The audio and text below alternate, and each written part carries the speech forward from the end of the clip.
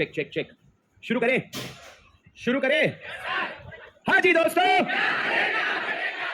I hope you are all doing good morning guys, good morning guys. वो earphone लगा रखा है, तुमको कैसे पता भाई? आपने बोला लगा रखा है तो लगा रखा है। अच्छा, कौन सा गाना चल रहा है? पार्टी यूं ही चलेगी। मैं तो लास्ट टाइम गा दिया था तुमको, आगे का लिरिक्स नहीं आया। सर ये कैमरा सेट करो ना। सुनो मेरी बात सर, वार्निंग अलर्ट। सर आप भी सुन लो, सुन लो सुन लो सुन लो। कल से सर न्यू चैप्टर शुरू हो रहा है जिसका नाम है ऑडिट एंड ऑडिटर्स। सर सुन लो, कल से न्यू चैप्टर शुरू हो रहा है जिसका नाम है ऑडिट एंड ऑडिटर्स। सर ये अपने आप में 10 मार्क्स का चैप्टर है, 4 दिन में खत्म हो जाएगा।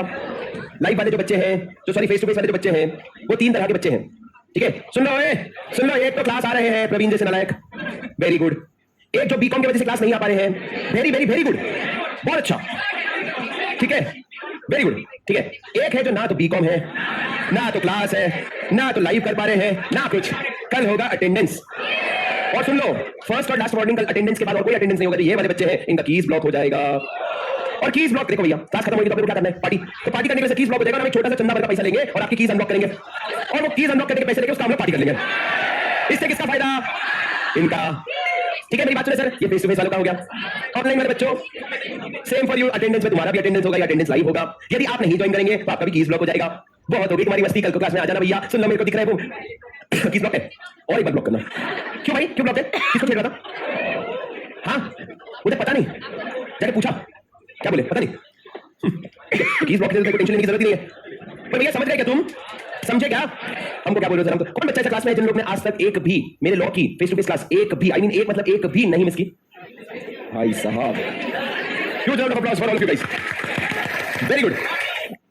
भाई चैट का रोमांचक जी, हमको समझ नहीं आया क्या पढ़े थे, एकदम साफ। ऑफ कंपनीज का किसने किसने रिवीजन किया? किसने किसने लॉ के किसी और चैप्टर का रिवीजन किया? आदि करो, कौन कौन मस्त एकदम सो करके नींद पूरी किया? जो लोग नींद पूरी किया, कौन में से किनको किनको शर्म आती है? पहले भैया अपने दिल को आवाज जाने दो। सर सबसे पहला, I will give my section करेंगे 128, 129, 129A, 130, 131, 132, 133, 134, 135, 136, 137, 138। बोलो ना सर, 128 क्या है? सर देखो बहुत सिंपल है, मैं आपको एक ब्रॉडर रिवीजन दे देता हूं। Broader revision, books of accounts registered office में रखोगे, इंडिया में कहीं भी रख सकते हो। आप लोग अपना एक काम करो, स्क्रिबल नोट्स खोल लो ताकि आप लोग पेज पलटाते रहना साइड साथ में देखते देखते। 100% नहीं, पर एक मटेरियल लेवल पे रिवीजन करेंगे। सर आपका बुक्स ऑफ अकाउंट्स आपको क्या करना पड़ेगा? आरओ में, आप किसी और प्लेस में रख सकते हो, पर आपको बोर्ड को बताना पड़ेगा 7 दिन के अंदर इन द फॉर्म AOC 5। ये हो गया। उसके बाद मैंने बोला ब्रांच अपना बुक्स ऑफ अकाउंट्स अपने जगह पे रख सकता है। PSR भेजना पड़ेगा। What is PSR? Periodical summarised return. उसके बाद मैंने बोला इलेक्ट्रॉनिक मोड में रख सकते हो। हाँ जी हाँ। अब बोल्ड फाइनेंशियल स्टेटमेंट ROC, अंदर नहीं घुसेंगे, अगले पे आ जाओ। सर इंस्पेक्शन कर सकता है क्या डायरेक्टर? बिल्कुल इंस्पेक्शन कर सकता है। शेयर होल्डर नहीं कर सकता, डायरेक्टर कर सकता है। इंडिया में तो जाके कर लेना, इंडिया के बाहर है तो मंगवा के कर लेना। इंडिया में तो जाके कर लेना, इंडिया के बाहर है तो मंगवा के कर लेना। पर खुद मंगवाना, कोई पावर ऑफ अटॉर्नी वगैरह मंगवा नहीं सकता। कितने साल का रखोगे बुक्स ऑफ अकाउंट्स? पिछले 8 साल का। पर सीजी बोले लॉन्गर पीरियड के लिए रख, भाई ने बोला लॉन्ग, तो भाई तो रखना पड़ेगा। उसके बाद सर मैंने क्या कहा, आपका लास्ट में पर्सन रिस्पॉन्सिबल कौन है? 4 लोग।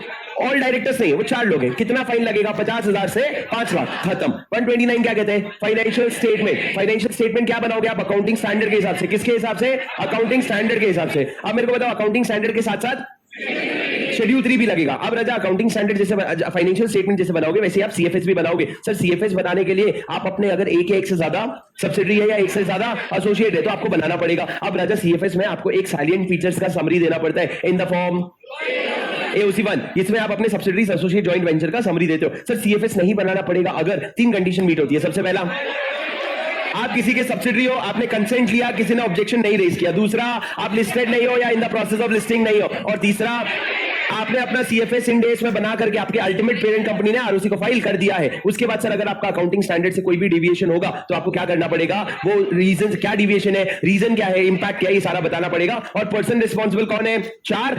और अगर उनके एब्सेंस में सारे के सारे डायरेक्टर्स, जेल भी हो जाएगा अप टू 1 ईयर और फाइन हो जाएगा आप लोगों का जो भी लिमिट है। उसके बाद सर 129A क्या कहते हैं? Periodical financial results. Not that important, पर इस पे भी क्वेश्चन बना है हाल फिलहाल में। सर पीरियोडिकल फाइनेंशियल रिजल्ट्स में क्या आता है? मेरी बात ध्यान से सुनना। क्या सर अगर companies such class of companies as may be prescribe, उनको क्या बनाना पड़ेगा, periodical financial result for such period as may be prescribe. फिर क्या करोगे, उसको बोर्ड से अप्रूव करवाओगे, ऑडिट या लिमिटेड रिव्यू करवाओगे, और उसके बाद आप उसको आरओसी को फाइल करोगे। कब? पीरियड खत्म होने के 30 डेज के अंदर। पीरियड खत्म होने के 30 डेज के अंदर। सर 130 क्या था? रीओपनिंग और रिकास्टिंग, रीओपनिंग और recasting. Sir reopen books of accounts, recast. Sir बाहर वाला आके बाहर वाले के साथ बैंड बाजा बारात। बाहर वाला कौन? आपका सिस्को। किसको? सिस्को। कौन सा Cisco? Central government, income tax authority, SEBI, other person concern और एनी अदर स्टैट्यूटरी बॉडी। वो जाएगा ट्राइब्यूनल के पास, बोलेगा ट्राइब्यूनल, या फिर कोर्ट के पास, बोलेगा कोर्ट और ट्राइब्यूनल सुनो ना, क्या हो रहा है, फ्रॉड हो रहा है या मिसमैनेजमेंट हो रहा है, फ्रॉड हो रहा है या मिसमैनेजमेंट हो रहा है। अगर वो सेटिस्फाइड है तो वो एक बार रिप्रेजेंटेशन मंगवाएगा। सी ने भेजा तो इसको से मंगवाएगा, आई ने भेजा तो सिस्को से मंगवाएगा, एस ने भेजा तो सीको से मंगवाएगा। समझ रहे हो ना तुम? और उसके बाद वो क्या करेगा, ऑर्डर देगा कि भैया रीओपन करो, रिवीजन करो। एक बार जो तुमने रीओपन करके रिकास्टिंग कर ली, it shall not be final, it shall be final. और उसके बाद सर अगर आपने रीओपन करके रिकास्ट कर लिया, वो फाइनल हो जाएगा। और उसके बाद एक पॉइंट था, कितने साल का कर सकते हो? पिछले 8 साल का। पर अगर आपके सीजी ने लंबे समय के लिए रखने बोला है तो आप लॉन्गर पीरियड का भी रीओपनिंग और रिकास्टिंग कर सकते हैं। समझे क्या? Yes sir. 130 के बाद अपन ने क्या 131? What is 131? सर आपका वॉलंटरी रिवीजन आपको अंदर से लगा कि फाइनेंशियल स्टेटमेंट 129 के हिसाब से नहीं है, या बोर्ड रिपोर्ट आपके 134 के हिसाब से नहीं है, तो तुमने क्या बोला, मेरे को रिवीजन करने का है, तो तुम कितने साल का कर सकते हो? पिछले 3 साल का। इससे परमिशन मांगोगे कोर्ट या ट्राइब्यूनल? यहाँ पे सिर्फ ट्राइब्यूनल है। ट्राइब्यूनल को फॉर्म भेजोगे एनसीएलटी 1, उसके साथ उसको सब बताओगे, क्या हुआ, कौन से साल का हुआ, कैसे हुआ, क्यों हुआ, ऑडिटर क्या कर रहा था, डायरेक्टर क्या कर रहा था। ट्राइब्यूनल जो है वो रिप्रेजेंटेशन मंगवाएगा। किससे? सीजी और इनकम टैक्स अथॉरिटी से और ऑडिटर से। ऑडिटर से भी पूछेगा, नोटिस भेजेगा और नोटिस भेज के बोलेगा भाई तेरा क्या कहना है, और तुमको एडवर्टाइजमेंट भी करना पड़ेगा at least 14 days after, 14 days after, 14 days before the date of hearing. उसके बाद से ट्राइब्यूनल ऑर्डर देगा और आप रिवीजन करोगे। उसके बाद फिर जनरल मीटिंग बुलाओगे, अप्रूव करवाओगे और शेयर होल्डर आप आरओसी के पास फाइल करोगे। सर ये क्या प्रोसेस है वॉलंटरी रिवीजन का? अब सुनो भैया, जब तूने रिवीजन करने के लिए फाइनेंशियल स्टेटमेंट खोला है तो जितना बोला गया उतना चेंज करना। मतलब नेसेसरी ऑल्टरेशंस एंड कॉन्सिक्वेंशियल ऑल्टरेशंस। नेसेसरी मतलब जिसका तूने अप्रूवल लिया, और कॉन्सिक्वेंशियल मतलब जो उससे रिलेटेड है। बात खत्म, 31 खत्म। सर 131 के बाद 132 पूरा डिटेल में रिवाइज नहीं करेंगे, ऊपर ऊपर से देखेंगे सर, और ऊपर ऊपर से भी छोटा है सर। 1 NFRA।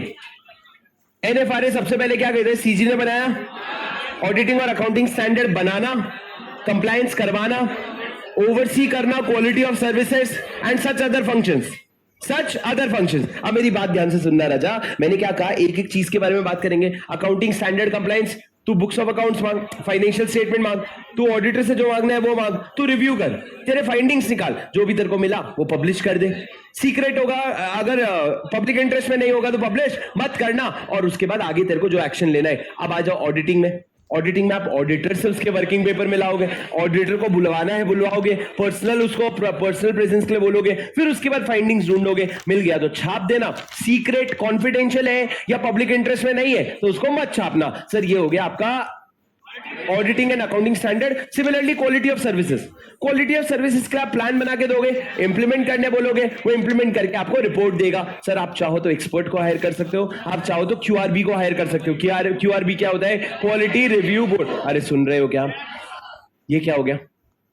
ये आपका 3 पॉइंट्स हो गए। उसके बाद राजा मेन पॉइंट आता है कॉन्स्टिट्यूशन, एक चेयरपर्सन, एक कुछ पार्ट टाइम मेंबर, कुछ फुल टाइम मेंबर, मैक्सिमम 15, दोनों को डिक्लेरेशन देना पड़ता है।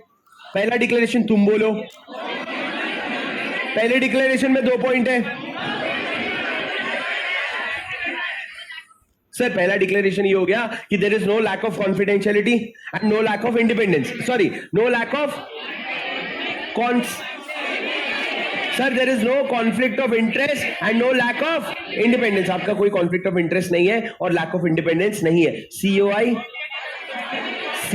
LOI, conflict of interest, lack of independence, COI LOI। आपके पास COI LOI नहीं है। और दूसरा, आप एसोसिएटेड नहीं हो किसी भी ऑडिट फॉर्म से during the course and 2 years after the seizure of tenure. जब आपका यहाँ पे टेन्योर खत्म हो जाएगा उसके बाद भी 2 साल तक आप एसोसिएटेड नहीं रहोगे। उसके बाद सर आपने ये पढ़ा कि आपके चेयरपर्सन में MCA के, सेबी के, RBI के, ये सबके रिप्रेजेंटेटिव होते हैं। और उसके बाद आपने पढ़ा 2 चीजें इंपॉर्टेंट, पावर टू इन्वेस्टिगेट और कौन से पर्सन के पास कौन से पर्सन के पास किस कंपनी का इन्वेस्टिगेशन करोगे सर? पावर टू इन्वेस्टिगेट या तो सुओ मोटो कर सकते हो और on a reference by central government.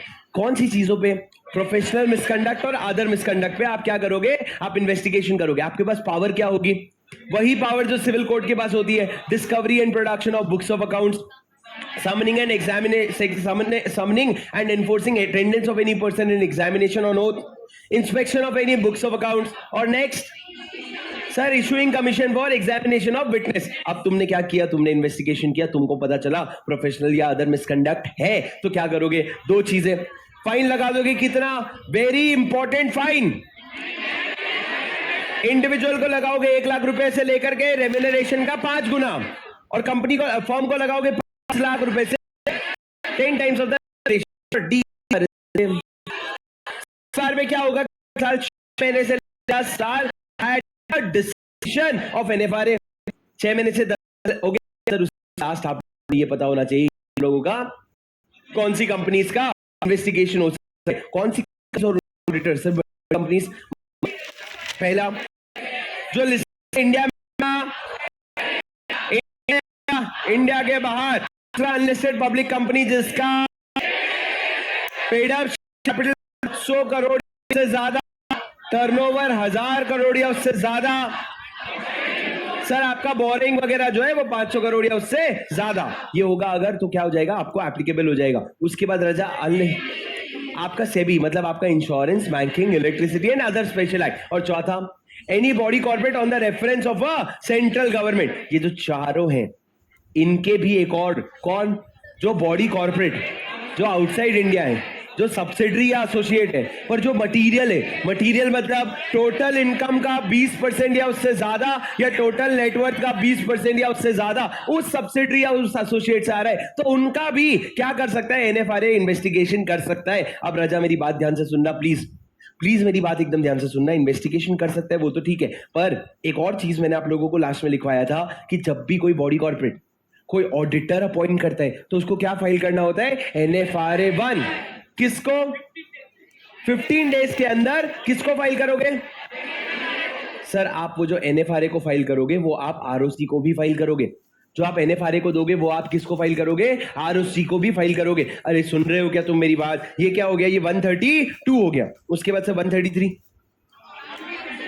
Sir पढ़ लिया है आपने 133, ऐसा मुंह मत बनाओ। 133 क्या? Accounting standard. अकाउंटिंग स्टैंडर्ड कौन बनाएगा? Central government. उसको कौन बताएगा? आईसीएआई। और किसके साथ? एनएफआरए से बात करके बताएगा। बात खत्म, पैसा हजम। सर 135 क्या था? सीएसआर। अभी रिवाइज करेंगे तो आज की क्लास खत्म हो जाएगी, पर आपको सीएसआर का कॉन्सेप्ट पता है? सर सीएसआर का बस 2 चीज मेरे को बता दो। सीएसआर कमिटी कब एप्लीकेबल होगा?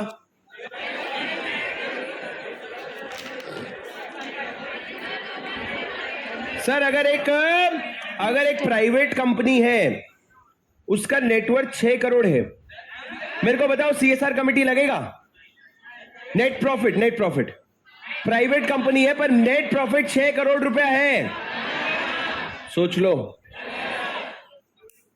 सर, प्राइवेट कंपनी है, प्राइवेट कंपनी का सीएसआर से क्या लेना देना? ऐसा मत बोलना पागल। सर कोई भी कंपनी हो, नेट प्रॉफिट 5 करोड़ या उससे ज्यादा, वो तुमको सीएसआर का प्रोविजन अप्लाई हो जाएगा। CSR committee. सर आपका लिमिट्स क्या था? नेटवर्थ 500 करोड़ या उससे ज्यादा, टर्नओवर 1000 करोड़ या उससे ज्यादा, और नेट प्रॉफिट 5 करोड़ या उससे ज्यादा, तो आपको सीएसआर कमेटी लगेगा। 3 लोग, 2 director, 1 independent director. Private company में सिर्फ 2 डायरेक्टर, इंडिपेंडेंट नहीं होगा। फॉरेन कंपनी में जो भी आपके मैनेजिंग पर्सन होते हैं और उसके बाद 50 लाख से कम का सीएसआर खर्चा होगा तो सीएसआर कमेटी नहीं लगेगा। और सीएसआर खर्चा कितना होता है? 2% of the average net profit of preceding 5 years. 5 years तुम बताओगे? फिर ठीक है, चलो आगे बढ़ते हैं। तुमको इतना कॉन्फिडेंस है तो ठीक है। सर 138 क्या है? Internal audit. सर 138 क्या है? Internal audit. राजा इंटरनल ऑडिट का लिमिट्स याद कर लो मेरे साथ। Listed company, unlisted public company, private company. Difficult वाला मैं कर देता हूं, इजी वाला तुम कर लेना। डिफिकल्ट वाला प्राइवेट कंपनी, बोरोइंग 100 करोड़ या उससे ज्यादा, टर्नओवर 200 करोड़ या उससे ज्यादा। अनलिस्टेड वाला इजी है, तुम कर लो।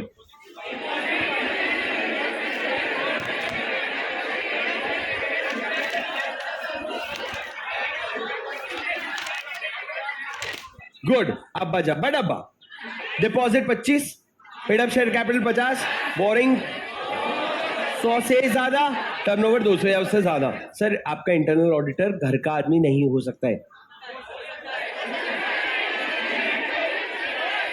इंटरनल ऑडिटर घर का आदमी हो सकता है, एम्प्लॉय हो सकता है, इंडिपेंडेंट होने की जरूरत नहीं है। सर बचता क्या है? मेजरली 134 बचता है और अपना 136 और 137 का बेसिक चल रहा था। सर 136 और 137 क्या लिखा था पिछले क्लास में तुम लोगों ने?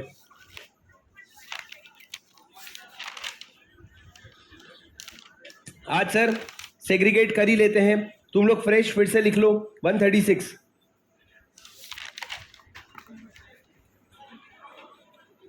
ओले क्या हो गया? फिर से बना लेंगे, कोई बात नहीं। फिर इतना लिख लिया हम, क्या करें इसका? ये पढ़ा हुआ तो वेस्ट हो जाएगा। फाड़ दोगे?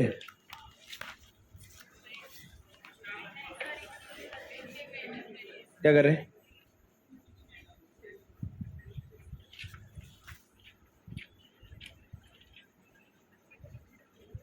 हाँ बात कर लो पहले। क्या है, संडे को एक दिन मिले नहीं होगे, तड़प गए होगे एकदम भाई, रहा नहीं जाता अब तो। मैं कहूं, मैं हूं जियान गाऊं।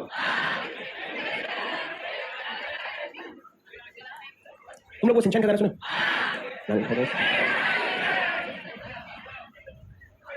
सत्संग जैसे क्यों गा रहे हो? छी मेरा, तुम भाई मैं खराब कर देगा पूरा। तुम लोग निंजा हथौड़ी देखे हो? Doraemon? We are the same bro. पर मेरे को ये नहीं समझ आ रहा, शक्कर का बूम देखे हो पर सोनपरी नहीं देखे हो। छोटा भीम? अच्छा एक सेकंड, जब बड़े हो गए थे जब टीनेजर हो गए, वो आया है तुम्हारे टाइप दिल दोस्ती डांस? है नहीं नहीं ना, ठीक है समझ गया कट ऑफ, क्या मैं समझ गया, ठीक है ओके। तुमने बोलेगा पीनस एंड फर्ब, अरे क्या बात कर रहे हो, आता था ना वो ट्रायंगल वाला इंसान। 136 बाद में पूरा अलग से चला के दिखाएगा, देखो ये पीनस है फर्ब है, अपन ये लोग क्या करते हैं कांड पूरा बताएगा, ठीक है। अभी मेरी बात सुनो sir, rights of member to audited financial statement, please मेरी बात सुनना सर। एक कंपनी फाइनेंशियल स्टेटमेंट बनाती है, फाइनेंशियल स्टेटमेंट, एक बार चुप हो जाओ, मेरे को बस 15 मिनट दे दो, उसके बाद का 2 घंटा मैं अलग से मांगूंगा, अभी बस 15 मिनट दे दो please.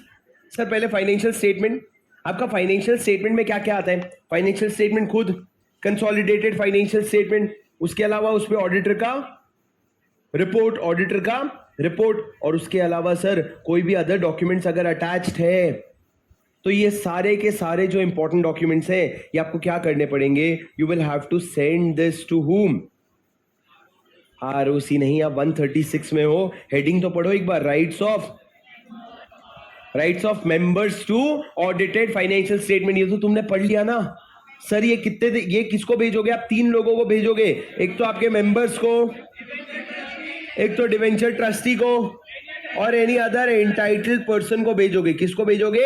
Any other entitled person को। सर 3 लोग हो गए, मेंबर्स, डिवेंचर ट्रस्टी और any other entitled person. Sir कौन आएगा एनी अदर एंटाइटल्ड पर्सन में? श्रीधर एक टिश्यू पेपर लेके आना, टिश्यू पेपर है क्या? हाँ क्या सर, आप एंटाइटल्ड पर्सन में कौन होगा सर, मेरे को बताओ ना। किसने कहा लीगल है? नहीं, इतना दूर का जाने की जरूरत नहीं है सर, ऑडिटर आ जाएगा ना। Auditor is entitled to a copy of these things. तो कौन आ जाएगा? एक ऑडिटर आ जाएगा। तो आप लोगों को किसको किसको भेजना पड़ेगा? ये लोगों को भेजना पड़ेगा, फाइनेंशियल स्टेटमेंट, और मेंबर्स को, डिबेंचर ट्रस्टी को और एंटाइटल्ड पर्सन को। सर कितने दिन पहले भेजोगे? 21 डेज पहले। सर 21 क्लियर डेज लिखा है क्या? इन्होंने क्लियरली क्लियर डेज नहीं लिखा है सर, यहाँ पे 21 डेज पहले भेजना पड़ेगा। पर क्या आप शॉर्टर नोटिस भेज सकते हो? क्या आप शॉर्टर नोटिस भेज सकते हो? हाँ सर, लेकिन शर्त है, अगर कंपनी हैविंग शेयर कैपिटल है कि नो शेयर कैपिटल है। अगर कंपनी हैविंग शेयर कैपिटल है तो क्या सर? अगर कंपनी हैविंग शेयर कैपिटल है तो आप लोगों का majority having 95%, majority having 95% of paid up share capital. पर company not having share capital है तो 95% ऑफ वोटिंग पावर। राजा ये लोग क्या करेंगे? ये लोग क्या है, ये क्या का लिमिट है? कोई बता सकता है मेरे को? What is this limit?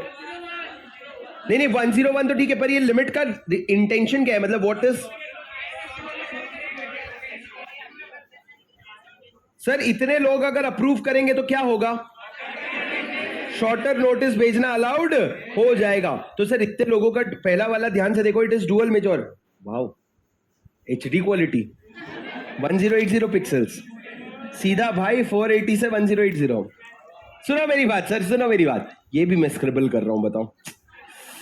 चलो सर ये लिख लिया आप लोगों ने, डुअल मेजॉरिटी मतलब क्या? एक तरफ मेजॉरिटी नंबर्स, मतलब सर हमको ना सिर्फ बड़े बड़े लोग जिनके पास बहुत सारे शेयर्स हैं वो नहीं चाहिए, हमको लोगों के काउंट में मेजॉरिटी मतलब मोर देन 50%, और हमको 95% of paid up share capital, दोनों भी चाहिए। ये डुअल मेजॉरिटी है, मतलब ये ज्यादा स्ट्रिक्ट होता है सर। उसके बाद आगे लिखो राजा।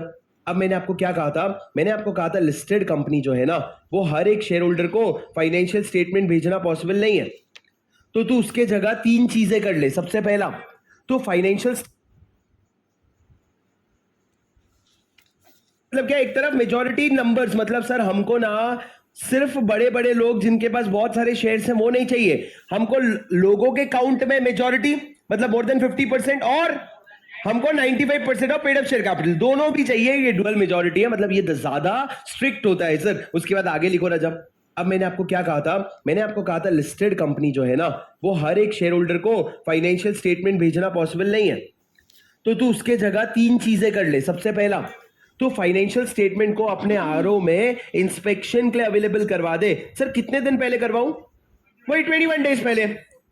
तो 21 डेज पहले तेरे को भेजना था, तो 21 डेज से पहले आरओ में रख दे। और दूसरा तू क्या कर ले, तू उसका स्टेटमेंट बनाए। किस चीज का?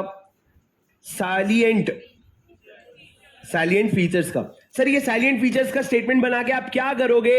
ये आप सारे लोगों को सर्कुलेट कर दो और उनको बोलो कि अगर तुमको पूरा फाइनेंशियल स्टेटमेंट चाहिए तो तुम अप्लाई करके हमसे पूरा फाइनेंशियल स्टेटमेंट मांग लेना।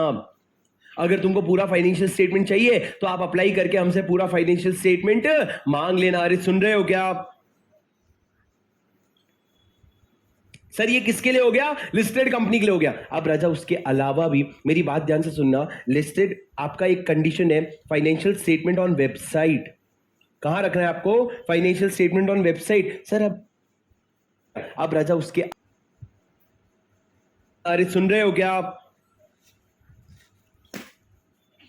सर ये किसके लिए हो गया? लिस्टेड कंपनी के लिए हो गया। अब राजा उसके अलावा भी मेरी बात ध्यान से सुनना, लिस्टेड आपका एक कंडीशन है financial statement on website.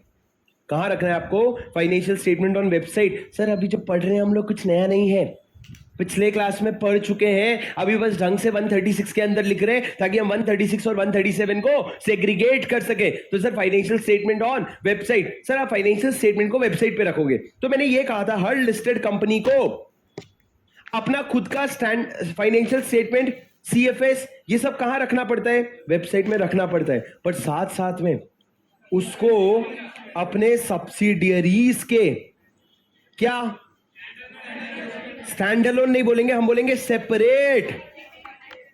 Sir दो कीवर्ड, एक तो सेपरेट और एक ऑडिटेड फाइनेंशियल स्टेटमेंट कहां पे रखोगे? सर इसको भी आपको वेबसाइट में प्लेस करना पड़ेगा।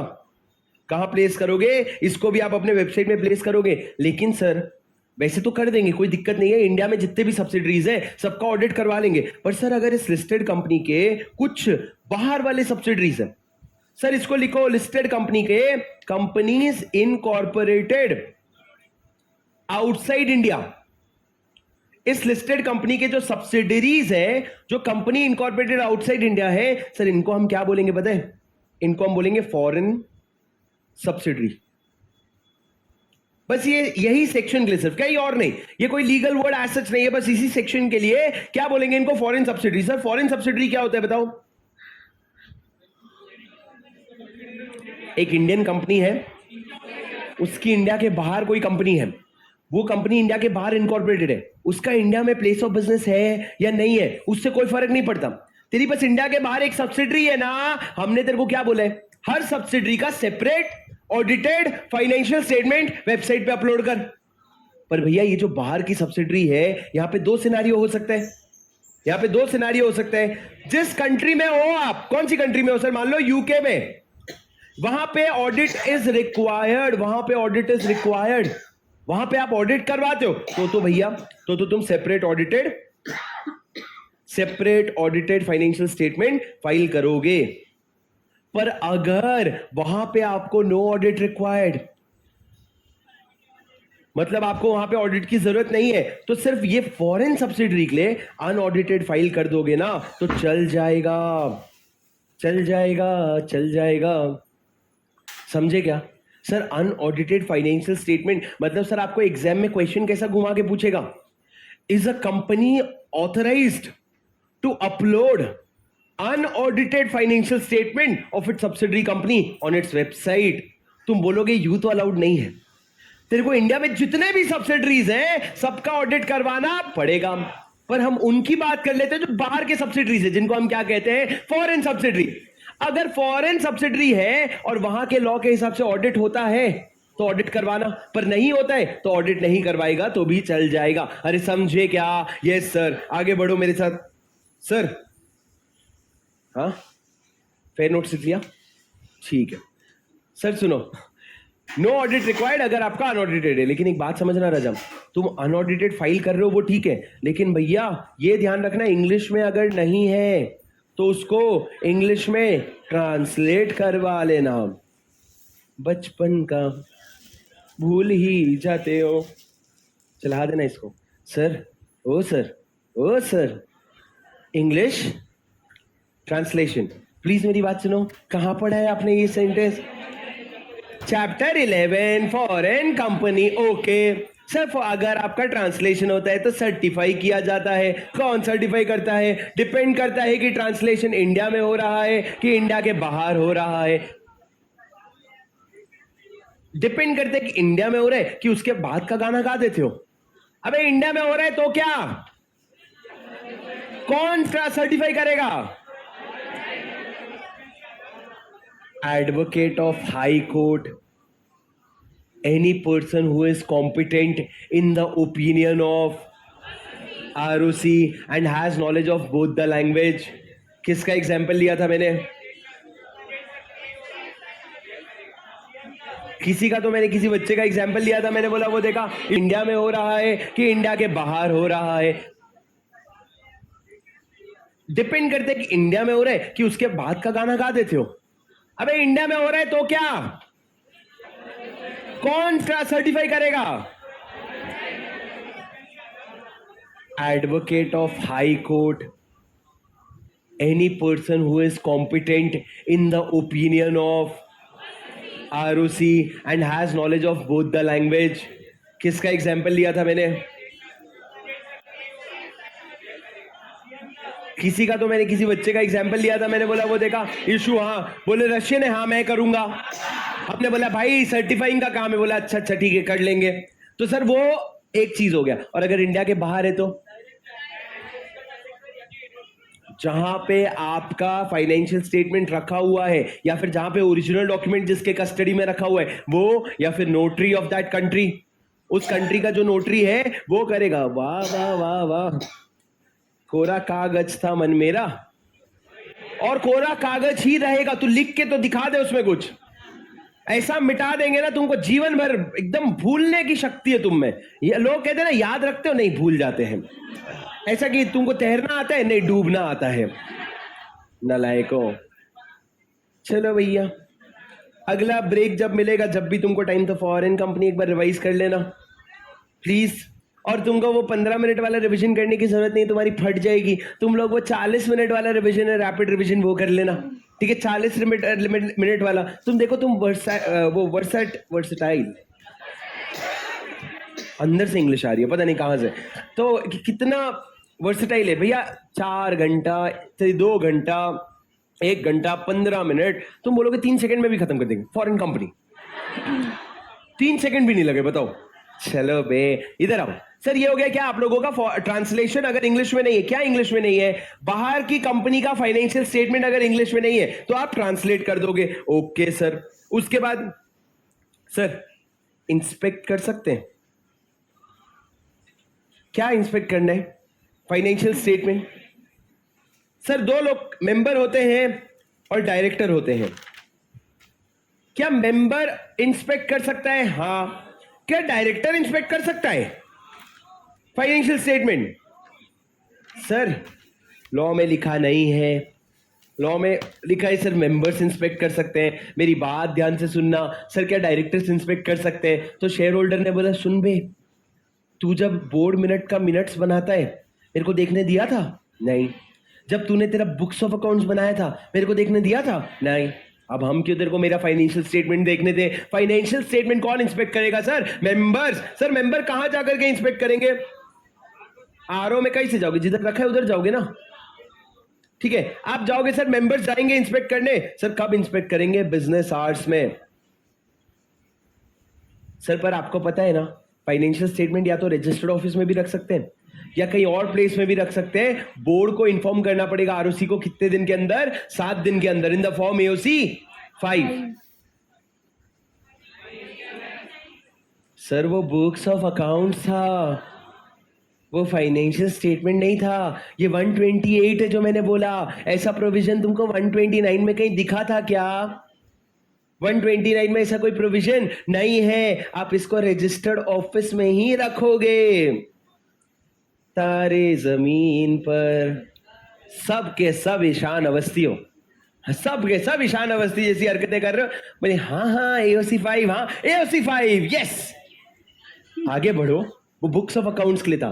बुक्स ऑफ अकाउंट्स का शेयर होल्डर से कोई लेना देना है नहीं, तो इंडिया में जिधर रखने का है रखो। पर आपका फाइनेंशियल स्टेटमेंट का शेयर होल्डर से लेना देना है, कहां रखोगे सर आप उसको? रजिस्टर्ड ऑफिस में। तो सर मेंबर्स जा करके बिजनेस आवर्स में इंस्पेक्ट भी कर सकते हैं, या फिर मेंबर्स जो है कॉपीज भी मांग सकते हैं। कॉपीज मतलब बोल सकते हैं मेरे को एक फोटो कॉपी करवा कर दे दे। और सर अगर कंपनी ने डिफॉल्ट किया तो उसको फाइन लग जाएगा, कंपनी को 25,000, ऑफिसर इन डिफॉल्ट को 5,000। कंपनी को 25,000, ओआईडी को 5,000। सर सेक्शन में क्या दम है? सेक्शन में कोई दम नहीं है। इस सेक्शन में कोई दम नहीं है। इस सेक्शन में कोई भी ऐसा कॉन्सेप्ट नहीं है जो बहुत हेवी हो या कहीं पे भी न्यू लर्निंग हो बहुत ज्यादा। बस छोटा सा कॉन्सेप्ट ये मेरे लिए बहुत इंटरेस्टिंग है, ये कि आपको अपने हर सब्सिडरी का सेपरेट फाइनेंशियल स्टेटमेंट फाइल करना पड़ता है। मतलब मैं रिलायंस की बात करूं अगर, तो रिलायंस को अपने जितने भी सब्सिडरीज है सबका, यानी कि मेरे को अगर रिलायंस जियो उसका भी अगर मेरे को क्या देखना है, फाइनेंशियल स्टेटमेंट देखना है ना, तो मेरे को रिलायंस के वेबसाइट पे मिल जाएगा, खोजना पड़ेगा। तो सर ये बड़ा इंटरेस्टिंग था। उसके अलावा कोई भी और चीज इंटरेस्टिंग इतनी नहीं है। पर सर एक और चीज, ऑडिट करवा रहे हो, मतलब तुम एक बार सोचो, एक लिस्टेड कंपनी के 200-250 सब्सिडरी है, तो उनका सबका ऑडिट होगा। Let me ask you a very simple question here. Hello sir, Reliance industry है, उसके सारे सब्सिडरीज का ऑडिट होगा, एक रिलायंस का ऑडिटर होगा जिसको हम क्या कहते हैं